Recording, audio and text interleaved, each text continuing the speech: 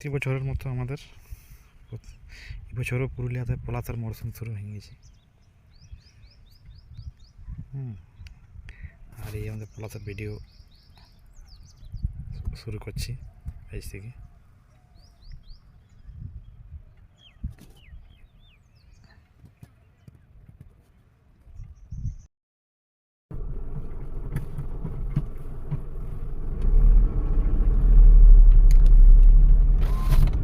আমাদের পুরুলিয়া জেলাতে বসন্তের আগমন হয়ে গেছে। আর আরেকটা লক্ষণীয় বিষয়, আমাদের এখানে পুরুলিয়াতে পলাশ তো আমাদের লাগাতে হয়নি, মানে প্রাকৃতিকভাবেই সৃষ্টি হয়, প্রাকৃতিকভাবে।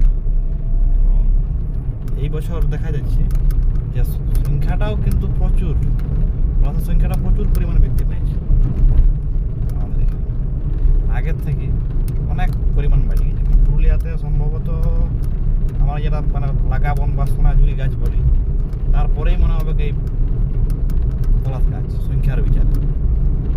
হ্যাঁ, আর এই যে রাস্তাগুলো পুরো লাল হয়ে গেছে চারদিকটা। বিশেষ করে আমাদের পুরুলিয়াতে তো সব রকম রূপ দেখা যায়, বর্ষাতে সবুজ, আর গ্রীষ্মকালে প্রচুর গরম, আবার ইয়ার সময় কাঁচ ফুলে ভরে যায় শরৎকালে, আর এখন বসন্তকালে নতুন পাতালে শাল গাছে, তার সঙ্গে শিমুল পলাশে একদম লাল হয়ে উঠে চতুর্দিকটা। কুসুম গাছের পাতাগুলো আবার লাল হয়ে যায়, তার সাথে শীতকালও আবার প্রচুর ঠান্ডা পড়ে।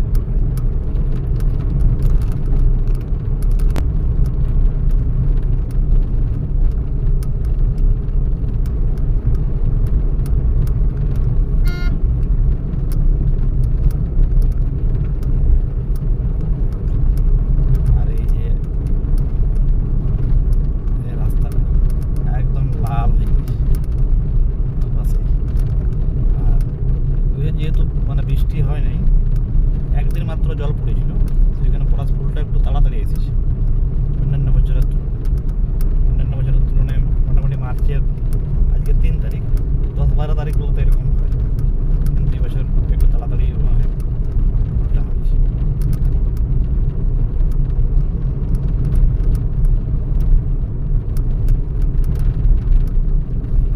এই যে দেখুন, এদিকটা পুরো একদম ফুলে লাল হয়ে গেছে পলাশ গাছগুলো।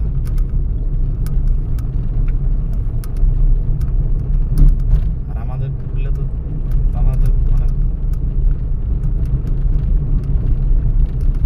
পলাশ গাছ লাগাবার প্রয়োজন হয় না,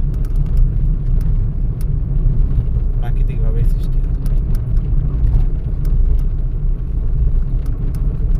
আমাদের হয়তো মানে মাটিটা, পুরুলিয়ার মাটিটা পলাশ গাছের পক্ষে, শুধু পুরুলিয়া নেই, পার্শ্ববর্তী ঝাড়খণ্ড, ঝাড়গ্রাম, জঙ্গলমহল বা লাল মাটির যে আমাদের জেলাগুলো, বাঁকুড়াতেও প্রচুর পলাশের সংখ্যা দেখা যায়। আর এটা রাস্তার ভিডিও। আর বাকি আমাদের আশপাশের আমাদের গ্রামও এবং এগুলোতে যে পলাশের পুরো মানে বাগানের মতন আছে, সেগুলোর ভিডিও এরপর আস্তে আস্তে দিব। এটা হচ্ছে আমাদের এই রাস্তার ভিডিও।